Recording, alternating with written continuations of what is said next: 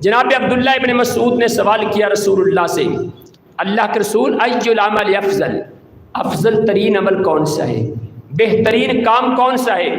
اللہ کے پیغمبر نے فرمایا الصلاۃ لوقتها، نماز اس کے وقت پر ادا کرنا سب سے افضل ترین عمل ہے، پوری زندگی کا سب سے اعلیٰ عمل ہے۔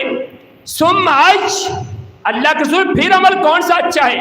فرمایا بر الوالدین، اپنے والدین کے ساتھ اچھا سلوک کرنا۔ تیسرا سوال کر لیا صحابی نے ثم حج، اللہ کے رسول پھر کون سا عمل افضل ہے؟ فرمایا الجہاد فی اللہ، اللہ کے راستے میں جہاد کرنا۔ اور یہ نماز اللہ اکبر انسان کو گناہوں سے محفوظ بھی کر لیتی ہے۔ ان الصلاۃ تنہی عن الفحشاء والمنکر والبغی یعظکم لعلکم تذکرون۔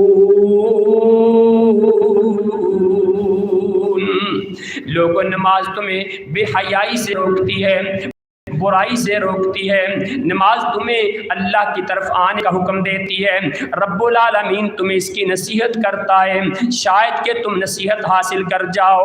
پیغمبر کائنات سے اللہ کے پیغمبر فرماتے ہیں الصلوات الخمس والجمعۃ الی الجمعہ ورمضان الی رمضان مکفرات لما بینہن اذا اجتنبت الکبائر۔ صحیح مسلم کی روایت آپ کے سامنے، پیغمبر کائنات کی زبان اکثر سے نکلنے والے الفاظ آپ کے سامنے نقل کر رہا ہوں۔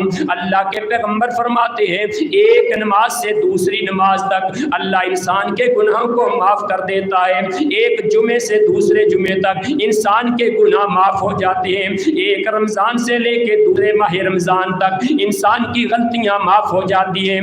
اللہ اللہ اللہ، لیکن شرط ہے اذا اجتنبت الکبائر، جب انسان کبیرہ گناہوں سے بچے گا، بڑے گناہوں سے بچ جائے، چھوٹے اللہ معاف کرتا رہتا۔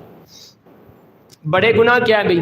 شرک کرنا، والدین کی نافرمانی کرنا، جادو کرنا، قتل کرنا، کسی پہ الزام لگانا، میدان جنگ سے بھاگنا، یہ کبیرہ گناہ ہے، یہ بڑے گناہ ہیں۔ انسان بڑے گناہوں سے بچ جائے، نماز پڑھنے سے چھوٹے گناہ اللہ معاف کر دیتا ہے، جمعہ پڑھنے سے اگلے جمعے تک 7 دن کے گناہ اللہ معاف کر دیتا ہے۔ ماہ رمضان کی قدر کر لی، اس کا خیال کر لیا، آنے والے سال کے ماہ رمضان تک اللہ پورے سال کے گناہ معاف کر دیتا ہے۔